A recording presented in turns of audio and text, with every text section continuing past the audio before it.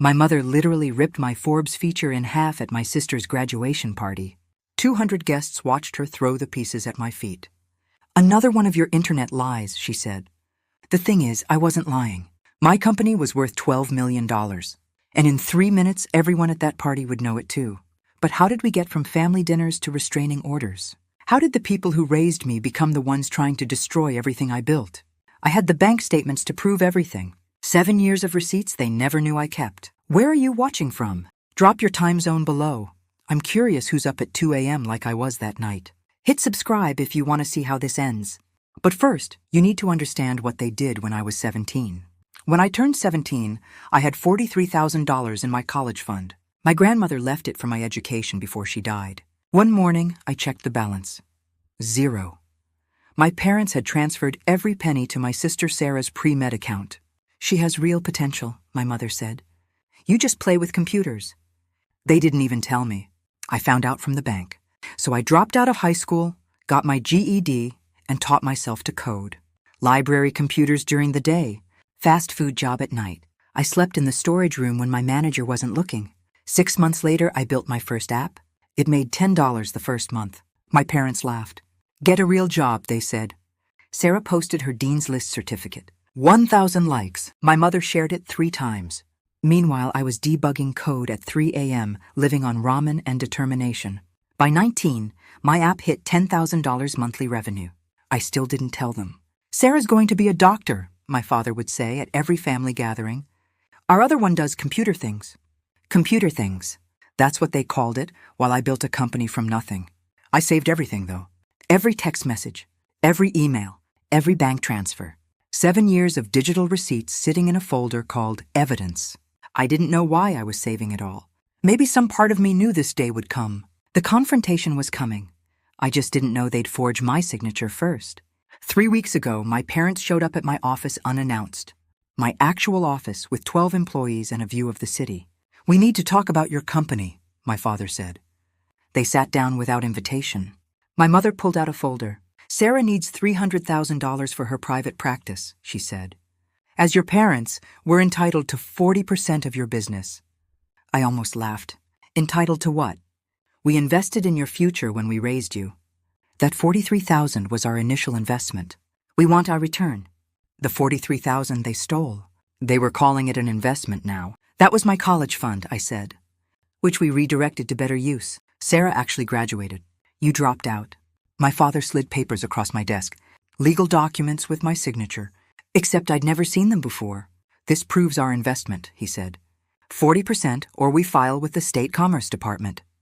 The signature looked perfect. Too perfect. "You have 72 hours, my mother said. She stood up, straightened her jacket. "Family helps family. Sarah helped you by showing you what success looks like. Now it's your turn." They left the papers on my desk. Investment agreement, dated 7 years ago. My signature on every page. I pulled up my evidence folder. 2,000 files. 7 years of preparation. 72 hours, I said to the empty office. They had no idea what was coming. The next morning, my CFO called. "We have a problem. Our company bank accounts were frozen. All $8.4 million. Locked. Pending ownership dispute," the email said. My parents had actually filed with the state. My biggest client called an hour later. "We can't work with a company under investigation. Fix this or we're pulling our contract." That contract was 60% of our revenue. Then Sarah posted on LinkedIn. "Excited to announce I'm joining our family tech venture as Chief Medical Advisor." Chief Medical Advisor? For a software company. She'd never even seen our product. My employees couldn't get paid. Payroll was in 2 days. I had 12 people depending on me, and I couldn't access a single dollar. "Maybe you should just give them what they want," my CFO said. I sat in my frozen office, looking at frozen accounts, with my sister announcing her fake position to 8,000 connections. My phone buzzed. A text from my mother. "This could all go away. 40%. You have 48 hours left." For 12 hours, I thought I'd lost everything I built. Then my lawyer called. "I found something interesting in their filing," she said. I had the incorporation documents, but they had something I didn't expect. My lawyer pulled up my incorporation filing on her screen. "Look at the date. January 15th, 2019. I was 19 years old. The company was formed 2 years before my parents' fake investment agreement. They forged documents for the wrong year, she said. But that wasn't the best part. I opened my evidence folder and found the email thread from 2018. My father's exact words: "We won't waste money on your gaming nonsense. Get a real job." My mother's response: "Don't enable his fantasy. No money, period." I'd asked them for $1,000 to incorporate. They refused. Now they claim they invested $43,000. This destroys their entire claim, my lawyer said. We filed our response that afternoon. The Delaware filing showing sole ownership. The email thread, their own words used against them. The state unfroze our accounts within 6 hours. But my parents didn't know that yet. They were already planning Sarah's practice launch party, spending money they thought they'd won. I pulled up another file, credit reports I'd been monitoring. Something felt wrong about their desperation. "There's more," I told my lawyer. "They're hiding something." She leaned forward. "What kind of something?" But then I found what they did with my forged signature, and everything made sense. My parents didn't take the unfreeze well. The next morning, our hometown newspaper ran a story. Local parents, heartbroken by ungrateful tech millionaire son. They'd leaked everything. Twisted everything. Made me sound like I'd abandoned them for money. Sarah's medical school friends started a harassment campaign. 500 messages in 3 hours. "How could you do this to your family?" Then things got worse. At 3:47 a.m., my security camera caught my mother at my apartment building.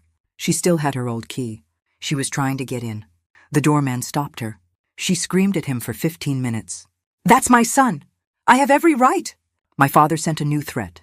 "Your grandmother left you more than that college fund. The family trust requires family approval for distribution. Sign over 40% or you'll never see a penny." The trust. Another $50,000 I was supposed to inherit at 25. My birthday was in 3 weeks. "They're escalating," my lawyer said. "This is about more than money now." She was right. This was about control. They'd lost it when I succeeded without them. The Forbes article would publish in 6 days. They had no idea it was coming. No idea their humiliation would be public. I kept digging through credit reports. Then I found it. $85,000 in loans. All in my name. The forensic accountant's report was 12 pages long.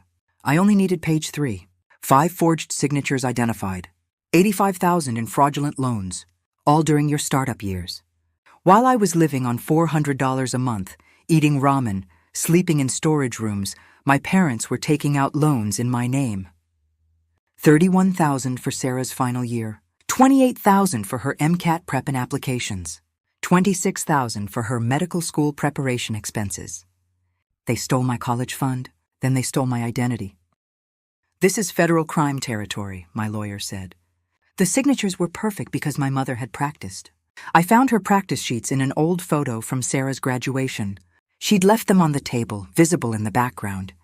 My name, written 50 times in her handwriting. The loan companies had been calling me for months. I thought it was spam. It was collection notices for money I never borrowed. "They're in default," the accountant said. 3 months behind on payments. Now I understood why they needed my company. They couldn't pay back what they stole. My parents had built Sarah's entire medical career on my stolen identity. And now the bills were due. "We can file criminal charges," my lawyer said. I looked at the evidence. 5 forged signatures. $85,000 stolen. Federal crimes. "Not yet," I said. "I have a better idea." I hired a private investigator. 3 days later, she called. "Your parents are facing bankruptcy," she said. The full picture was worse than I imagined. $200,000 in hidden debts. Second mortgage on their house. Credit cards maxed. Sarah's private practice had failed before it started. No patients. No revenue. Just expensive lease payments and medical equipment they couldn't afford. Then I found the text my father sent to my uncle. Screenshot by my cousin who thought I should know. "Kid's worth $12 million. We deserve our cut. We made him who he is." $12 million. They'd found out my company's valuation through a mutual friend at a venture capital firm. Their plan was simple. Force the equity transfer. Sell their 40% immediately. Pay off their debts. Save their house. Fund Sarah's second attempt at practice. All built on forgery and lies. They were going to sell your life's work to save themselves, my lawyer said. My mother had already contacted 3 investment firms, shopping around my 40% like it was already theirs. The graduation party was in 4 days. Sarah's MBA ceremony. They'd rented the country club. 200 guests invited. My parents had bet everything on getting my money before that party. They needed to keep up appearances. Bank notice in my evidence folder, second mortgage, payment 90 days overdue. I knew exactly what had to happen next. I sat in my lawyer's office with 3 folders. Folder 1, criminal complaint for identity theft and wire fraud. Folder 2, civil lawsuit for damages and emotional distress. Folder 3, my grandmother's trust documents and the foundation charter I'd drafted. File the criminal complaint Monday morning, I said. 9 a.m. sharp. The graduation party was Saturday night. The Forbes article would go live Sunday at midnight. I would give them their public moment, then take it away forever. I want a bodyguard at the party, I told my lawyer. And a process server. She nodded. You're really going to do this in front of everyone? They humiliated me publicly. They'll face consequences publicly. I set up the Education Foundation that afternoon. First recipient already chosen, a 17-year-old whose parents drained her college fund. Just like mine. My assistant booked the country club's AV system. Told them I had a special presentation for my sister's graduation. It's a surprise, I said. Everything was in place. Documents filed. Foundation registered. Forbes article locked and loaded. My parents wanted 40% of my company. Instead, they'd get 40% of the blame for their own downfall. I RSVP'd to the graduation party. Wouldn't miss it for the world. The graduation party would be their last performance. Saturday night. The country club was perfect. Ice sculptures, string quartet, 200 of my parents' closest friends. My mother grabbed the microphone during dessert. We're so proud of Sarah's MBA, she said. And we have exciting news. Our son has finally agreed to invest in Sarah's practice. Applause. Sarah stood up, waving like she'd won an award. In fact, my father added, he's going to announce the partnership tonight. That was my cue. I stood up, walked to the front, took the microphone. Actually, I have a different announcement. I nodded to the AV tech. The Forbes article filled the screen behind me. 30 under 30. The youngest self-made tech founder in the state. My photo. My company name. The $12 million valuation in bold. Gasps from the crowd. My mother's face went white. This article goes live in 3 hours, I said. But there's more. Next slide. The forged signatures. The forensic report. 85,000 in fraudulent loans. My parents stole my identity, forged my signature 5 times, committed federal fraud to fund my sister's education. Sarah sat down hard. They demanded 40% of my company. They got something else instead. The sheriff walked in with my bodyguard, restraining order in hand. This is a legal order. They cannot contact me, approach me, or make any claims to my assets. My mother rushed the stage. You're destroying our family. No, I said into the microphone. You did that when I was 17. The country club was silent. 200 people watching my parents' empire crumble. One more thing, I said. I'm launching a foundation for kids whose parents stole their college funds, like mine did. I walked out. The bodyguard followed. Behind us, chaos. Monday morning, the criminal charges were filed. Their accounts were frozen, just like they'd frozen mine. Karma doesn't always come quickly, but when it does, it comes completely. My parents pled guilty to lesser charges, probation and restitution. They avoided jail, but not humiliation. Their house was foreclosed. They live in a small apartment now. I anonymously paid their first month's rent and deposit. They don't know it was me. Sarah's practice dissolved before it opened. She works emergency room shifts at the county hospital. Honest work for honest pay. My company's valuation doubled after Forbes. 24 million at last count. We hired 8 more people. The foundation has funded 17 students so far. Kids whose parents chose favorites. Whose college funds vanished. Who were told they weren't worth investing in. Last week, our first graduate got hired at Microsoft. She sent me a photo of her offer letter. Thank you for believing in kids like us. That's all I wanted. To prove that success doesn't require family approval. I still don't talk to my parents. The restraining order expired, but the boundaries remain. I cover their basic expenses through a trust. No direct contact. No power games. They send letters sometimes. Apologies mixed with justifications. I don't read them anymore. Sarah reached out once. I didn't know about the loans, she wrote. Maybe that's true. Maybe it isn't. It doesn't matter now. Thanksgiving is quiet now. Christmas too. I spend them with my chosen family. The 12 employees who believed in my vision. The 17 students building their futures.